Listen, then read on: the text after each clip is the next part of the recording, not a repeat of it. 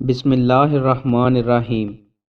رسول اللہ صلی اللہ علیہ وآلہ وسلم نے ارشاد فرمایا، بیٹھ جاؤ، میں تمہیں نماز اور روزے کے متعلق بتاتا ہوں۔ اللہ نے مسافر سے آدھی نماز اور روزہ معاف فرما دیا ہے، اور دودھ پلانے والی اور حاملہ عورت سے بھی روزہ معاف کر دیا ہے۔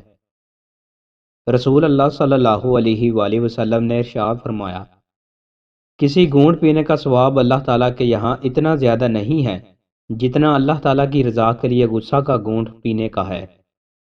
رسول اللہ صلی اللہ علیہ وآلہ وسلم نے ارشاد فرمایا، اللہ تعالیٰ کے نزدیک قیامت کے دن سب سے زیادہ گندہ اور غضب کا مستحق شخص وہ ہوگا جو شہنشاہ کہلاتا ہوگا، اللہ کے سوا اور کوئی بادشاہ نہیں ہے۔ رسول اللہ صلی اللہ علیہ وآلہ وسلم نے ارشاد فرمایا، جب تم میں سے کسی کو غصہ آئے اور وہ کھڑا ہو تو بیٹھ جائے، اگر غصہ ختم ہو جائے تو ٹھیک ورنہ لیٹ جائے۔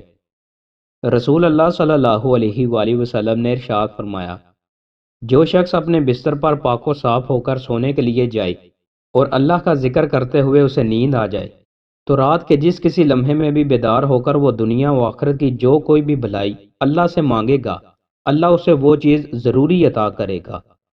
رسول اللہ صلی اللہ علیہ وآلہ وسلم نے ارشاد فرمایا، اللہ کی طرف سے دکھ ٹلنے کا انتظار کرنا عبادت ہے۔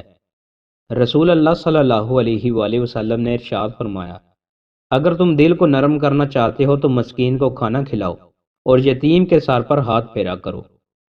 رسول اللہ صلی اللہ علیہ وآلہ وسلم نے ارشاد فرمایا، دنیا کمانے کے لیے اچھا طریقہ اختیار کرو، ہر انسان کے لیے وہ کام آسان ہو جاتا ہے جس کے لیے وہ پیدا کیا گیا ہے۔ اپنے مسلمان بھائی کو خوش کرنا۔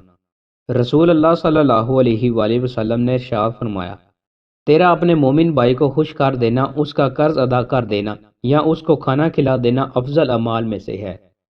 دوستو، مزید اچھی ویڈیوز کے لیے ہمارے چینل کو سبسکرائب لازمی کریں۔ بہت شکریہ۔